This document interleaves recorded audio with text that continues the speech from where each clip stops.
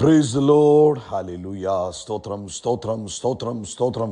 കർത്താവിൻ്റെ അതിപരിശുദ്ധമായ തിരുനാമം ഈ അനുഗ്രഹിക്കപ്പെട്ട പ്രഭാതത്തിൽ വാഴ്ത്തപ്പെടുമാറാകട്ടെ. പ്രിയപ്പെട്ട ദൈവമക്കളെ, നമുക്ക് ഒരുമിച്ച് 2025 ജൂലൈ മാസം 4-ാം തീയതി ഹല്ലേലൂയ വെള്ളിയാഴ്ച പ്രഭാതത്തിൽ കർത്താവിനെ ആരാധിക്കുവാൻ, കർത്താവിനെ സ്തുതിക്കുവാൻ നമ്മുടെ സ്വർഗീയ പിതാവ് നമുക്കൊരുക്കി തന്നിരിക്കുന്ന നല്ല സമയത്തിനായിട്ട് നമുക്ക് നന്ദിയോടെ സ്തോത്രം ചെയ്യാം. സ്തോത്രം സ്തോത്രം സ്തോത്രം സ്തോത്രം സ്തോത്രം. കഴിഞ്ഞ പകൽക്കാലം മുഴുവൻ കർത്താവ് നമ്മളെ കാത്തു പരിപാലിച്ചത് ഓർത്ത് നമ്മുടെ കരങ്ങളെ ഒന്ന് ഉയർത്തിപ്പിടിച്ചിട്ട് നമ്മുടെ നല്ല കർത്താവിനെ നമുക്കൊന്ന് സ്തോത്രം പറയാം. ഹല്ലേലൂയ. സ്തോത്രം സ്തോത്രം സ്തോത്രം സ്തോത്രം സ്തോത്രം സ്തോത്രം. കഴിഞ്ഞ പകൽക്കാലം കാത്തു പരിപാലിച്ചതിന് സ്തോത്രം. രാത്രി നല്ല ഉറക്കം തന്നതിന് സ്തോത്രം സ്തോത്രം സ്തോത്രം സ്തോത്രം സ്തോത്രം. ആരോഗ്യത്തോടെ സൗഖ്യത്തോടെ രാവിലെ ഉണർത്തിയതിനായിട്ട് സ്തോത്രം സ്തോത്രം സ്തോത്രം സ്തോത്രം സ്തോത്രം. പ്രത്യേകിച്ച് കഴിഞ്ഞ 4 ദിവസത്തെ ഉപവാസ പ്രാർത്ഥനയെ അനുഗ്രഹമാക്കി തീർത്തതിന് സ്തോത്രം സ്തോത്രം സ്തോത്രം സ്തോത്രം. കർത്താവിൻ്റെ സാന്നിധ്യവും ദൈവിക കൃപയും തന്നതിന് സ്തോത്രം സ്തോത്രം സ്തോത്രം. തന്ന എല്ലാ അനുഗ്രഹങ്ങൾക്കും ഞങ്ങൾ കർത്താവിന് സ്തോത്രം ചെയ്യുന്നു. സ്തോത്രം സ്തോത്രം സ്തോത്രം സ്തോത്രം സ്തോത്രം. കർത്താവെ, ഞങ്ങളങ്ങേ ആരാധിക്കുന്നു, ഞങ്ങളങ്ങേ സ്തുതിക്കുന്നു, ഞങ്ങളങ്ങേക്ക് നന്ദി പറഞ്ഞു. ഈ പ്രഭാതത്തിന് ആരോഗ്യത്തോടെ സൗഖ്യത്തോടെ കർത്താവിനെ സ്തുതിക്കുവാൻ, കർത്താവിനെ ആരാധിക്കുവാൻ ഞങ്ങൾക്ക് ലഭിച്ചിരിക്കുന്ന ഈ സമയത്തിനായിട്ട് സ്തോത്രം ചെയ്യുന്നു. എൻ മനമേ യഹോവയെ വാഴ്ത്തുക, എൻ്റെ സർവ്വാന്തരംഗവുമേ അവൻ്റെ വിശുദ്ധ നാമത്തെ വാഴ്ത്തുക. എൻ മനമേ യഹോവയെ വാഴ്ത്തുക. കർത്താവിൻ്റെ ഉപകാരങ്ങളൊന്നും മറക്കരുത്. കർത്താവെ, അങ്ങ് ചെയ്ത സകല ഉപകാരങ്ങൾക്ക് നന്ദി. ആമേൻ. ഇന്ന് പ്രഭാതത്തിൽ കർത്താവ് ചെയ്ത എല്ലാ ഉപകാരങ്ങൾക്കും ഞങ്ങൾ അങ്ങേക്ക് നന്ദി പറയുന്നു. അങ്ങ് നല്ലവൻ, അങ്ങ് വല്ലഭൻ, അങ്ങയുടെ ദയ ഇന്നും എന്നേക്കുമുള്ളതാകിയാൽ കർത്താവിന് സ്തോത്രം ചെയ്യുന്നു. സങ്കീർത്തനക്കാരൻ ഇങ്ങനെ പറയുന്നത്, സൈന്യങ്ങളുടെ ദൈവമായ യഹോവേ, തിരുനിവാസം എത്ര മനോഹരം. 84-ാം സങ്കീർത്തനം അതിന് 4-ാം വാക്യം, കർത്താവിൻ്റെ ആലയത്തിൽ വസിക്കുന്നവർ ഭാഗ്യവാന്മാർ, അവർ കർത്താവിനെ നിത്യം സ്തുതിച്ചു കൊണ്ടിരിക്കും. അതിൻ്റെ 7-ാം വാക്യം, അവർ മേൽക്കുമേൽ ബലം പ്രാപിക്കുന്നു, എല്ലാവരും സിയോനിൽ ദൈവസന്നിധിയിൽ ചെന്നെത്തുന്നു. അതിൻ്റെ 10-ാമത്തെ വാക്യം ഇങ്ങനെ പറയുന്നു, കർത്താവിൻ്റെ പ്രാകാരങ്ങളിൽ കഴിക്കുന്ന ഒരു ദിവസം വേറെ 1000 ദിവസങ്ങളേക്കാൾ ഉത്തമമല്ലോ.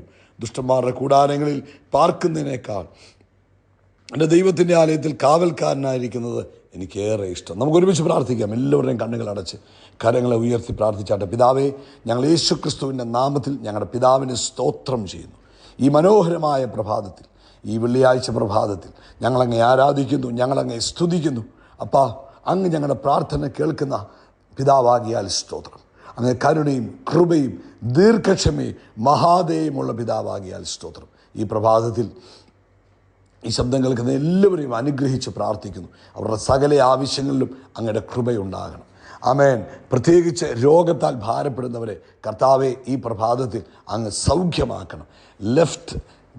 ഇടത്തെ നെഞ്ചിനകത്ത് വേദന എടുക്കുന്ന, ആമേൻ, അയ്യോ അതിന് വേറെ അസുഖങ്ങളോ വല്ലതും ആണോ എന്നൊക്കെയുള്ള ടെൻഷനിലിരിക്കുന്നവർ ഇന്ന് പ്രഭാതത്തിൽ യേശുവിൻ്റെ നാമത്തിൽ അത്ഭുതകരമായ സൗഖ്യം പ്രാപിക്കട്ടെ. അത്ഭുതകരമായ സൗഖ്യം പ്രാപിക്കട്ടെ. അത്ഭുതകരമായ സൗഖ്യം പ്രാപിക്കട്ടെ. യേശുക്രിസ്തുവിൻ്റെ നാമത്തിൽ കൈയുടെ വേദനകൾ പൂർണ്ണമായിട്ട് മാറിപ്പോകട്ടെ. ആമേൻ. എല്ലാ ഗ്യാസിൻ്റെ അസ്വസ്ഥതകളും യേശുവിൻ്റെ നാമത്തിൽ മാറിപ്പോകട്ടെ. യേശു ഇന്നും ജീവിക്കുന്നു. അതിനായിട്ട് ഞങ്ങൾ നന്ദി പറയുന്നു. അതുപോലെ കർത്താവെ, ജോലിയില്ലാതെ ഭാരപ്പെടുന്നവർ, സാമ്പത്തിക ബുദ്ധിമുട്ടിനാൽ ആമേൻ ഭയങ്കര പ്രയാസത്തിലൂടെ കടന്നു പോകുന്നവർ, അവർ വിടുവിക്കപ്പെടട്ടെ. അത്ഭുതങ്ങൾ അവരുടെ ജീവിതത്തിൽ സംഭവിക്കട്ടെ. അതുപോലെ കർത്താവെ, ഈ പ്രഭാതത്തിൽ വിവാഹപ്രായമായ കുഞ്ഞുങ്ങളെ ഞങ്ങൾ ഓർക്കുന്നു. തക്ക സമയത്ത് അവരുടെ വിവാഹം നടക്കുവാൻ കർത്താവ് ഇടവരുത്തണം. സാമ്പത്തിക ബുദ്ധിമുട്ടുകൾ മാറി എല്ലാ കാര്യങ്ങളിലും ക്രമീകരണങ്ങൾ ഉണ്ടാകട്ടെ. കർത്താവെ, സ്വന്തമായൊരു ഭവനം പണിയണമെന്ന് ആഗ്രഹിക്കുന്നു പ്രിയപ്പെട്ടവർക്ക് വേണ്ടി ഞങ്ങൾ ഈ പ്രഭാതത്തിൽ പ്രാർത്ഥിക്കുന്നു. അങ്ങ് അത്ഭുതങ്ങളെ ചെയ്യുന്നതിനായിട്ട് സ്തോത്രം ചെയ്യുന്നു. ലോകത്തെമ്പാടും കർത്താവിൻ്റെ വേലയിലായിരിക്കുന്ന അഭിഷിക്ത ദാസന്മാരെ ഞങ്ങൾ അനുഗ്രഹിച്ച് പ്രാർത്ഥിക്കുന്നു. കർത്താവിൻ്റെ കൃപ അവരോട് കൂടെ ഉണ്ടാകണം. അതുപോലെ കർത്താവ്, ലോകവ്യാപകമായ ഒരു റിവൈവൽ ഉണ്ടാകാൻ ഞങ്ങൾ പ്രാർത്ഥിക്കുന്നു. അതുപോലെ കർത്താവെ, ഈ പ്രഭാതത്തിൽ നമ്മുടെ സഭാരാധനയെ അനുഗ്രഹപൂർണ്ണമാക്കി തീർക്കണം. വലിയ ദൈവശക്തി വ്യാപരിപ്പാൻ ഞങ്ങൾ അങ്ങയോട് പ്രാർത്ഥിക്കുന്നു. അങ്ങേക്ക് കഴിയാത്ത കാര്യമില്ലല്ലോ. അങ്ങ് അത്ഭുതങ്ങളുടെ ദൈവമാണല്ലോ. അങ്ങ് പ്രവർത്തിച്ചിരിക്കുന്നതിനായി സ്തോത്രം. യേശു ക്രിസ്തുവിൻ്റെ നാമത്തിൽ തന്നെ. ആമേൻ ആമേൻ ആമേൻ. കർത്താവ് നിങ്ങളെല്ലാവരും ധാരാളമായിട്ട് അനുഗ്രഹിക്കട്ടെ. വലിയ ദൈവകൃപ എല്ലാവരുടെ മേലും വ്യാപരിക്കട്ടെ എന്ന് പ്രത്യേകം പ്രാർത്ഥിക്കുന്നു. പ്രിയപ്പെട്ടവരെ, കർത്താവ് അനുവദിച്ചാൽ ഇന്ത്യൻ സമയം 8 മണിയോടുകൂടെ നമ്മുടെ സഭായോഗം ആരംഭിക്കും. നിങ്ങളെല്ലാവരും അതിൽ പങ്കാളികളാകണം. നിങ്ങളുടെ ജീവിതത്തിൽ അത് അനുഗ്രഹമായി തീരും കേട്ടോ. ആമേൻ. നിങ്ങൾക്ക് ദൂരെയുള്ള നിങ്ങൾക്ക് ലൈവിൽ പങ്കെടുക്കാം. ആമേൻ. അത് യൂട്യൂബിലൂടെയും സൂമിലൂടെയും ലഭ്യമാണ്. നിങ്ങൾ പ്രാർത്ഥനയോടുകൂടെ അതിൽ പങ്കെടുക്കുക. കർത്താവ് നിങ്ങളെ ധാരാളമായിട്ട് അനുഗ്രഹിക്കട്ടെ. യാക്കോബിൻ്റെ ലേഖനം 1-ാം അധ്യായം അതിൻ്റെ 26-ാമത്തെ വാക്യത്തിൽ ഇങ്ങനെ പറയുന്നത്: നിങ്ങളിൽ ഒരുവൻ തൻ്റെ നാവിനെ കടിഞ്ഞാണിടാതെ തൻ്റെ ഹൃദയത്തെ വഞ്ചിച്ചുകൊണ്ട് താൻ ഭക്തനെന്ന് നിരൂപിച്ചാൽ അവൻ്റെ ഭക്തി വ്യർത്ഥമത്രേ. ഒരു വാക്യം കൂടെ അതിനകത്തൊന്ന് വായിക്കാം. 19-ാമത്തെ വാക്യം കൂടെ യാക്കോബ് ലേഖനം 1:19 വായിക്കുമ്പോൾ, പ്രിയ സഹോദരന്മാരെ, നിങ്ങളത് അറിയുന്നുവല്ലോ, എന്നാൽ ഏതു മനുഷ്യനും കേൾപ്പാൻ വേഗതയും പറവാൻ താമസവും കോപത്തിന് താമസവും ഉള്ളവരായിരിക്കും. ഇത് ഭയങ്കര ഒരു വിസ്ഡമാണ്. പരിശുദ്ധാത്മാവ് നമുക്ക് തരുന്ന ഭയങ്കരമായ ഒരു ദൈവിക ജ്ഞാനമാണ്. ഏതു മനുഷ്യനും എന്ത് വേണം? കേൾപ്പാൻ ഭയങ്കര വേഗതയാണ്. മറ്റാര് സംസാരിക്കുമ്പോഴും അത് കേൾക്കാൻ നമ്മൾ ഇൻട്രസ്റ്റോടെ ഇരിക്കണം. എന്നാൽ പറയുവാൻ എന്തായിരിക്കണം? താമസം. കയറി പറഞ്ഞു കളയൽ. മറുപടി പറയാൻ എപ്പോഴും താമസമാണ്. ഒരു പ്രാവശ്യം കേട്ടാൽ അത് 2 പ്രാവശ്യം ആലോചിച്ചിട്ട് മറുപടി പറയാവുള്ളൂ. കോപത്തിന് താമസം. ചാടിക്കയറി അങ്ങ് കോപിച്ച് ദൈവപ്രമാണത്തെ ലംഘിക്കരുത്. കോപിക്കുമ്പോൾ കോപം വന്നാൽ അവിടെയും കോപിപ്പീൻ എന്നാൽ നിങ്ങൾ പാപം ചെയ്യരുതെന്ന് പറഞ്ഞിട്ടുണ്ട്. നിങ്ങളുടെ കിടക്കമേൽ മൗനമായി ധ്യാനിപ്പീൻ എന്ന് പറഞ്ഞിട്ടുണ്ട്. എന്ന് വെച്ചാൽ കോപം വന്നു കഴിയുമ്പോൾ ചിലപ്പോൾ നമ്മൾ എന്താ പറയുന്നത് നമുക്കറിയത്തില്ല.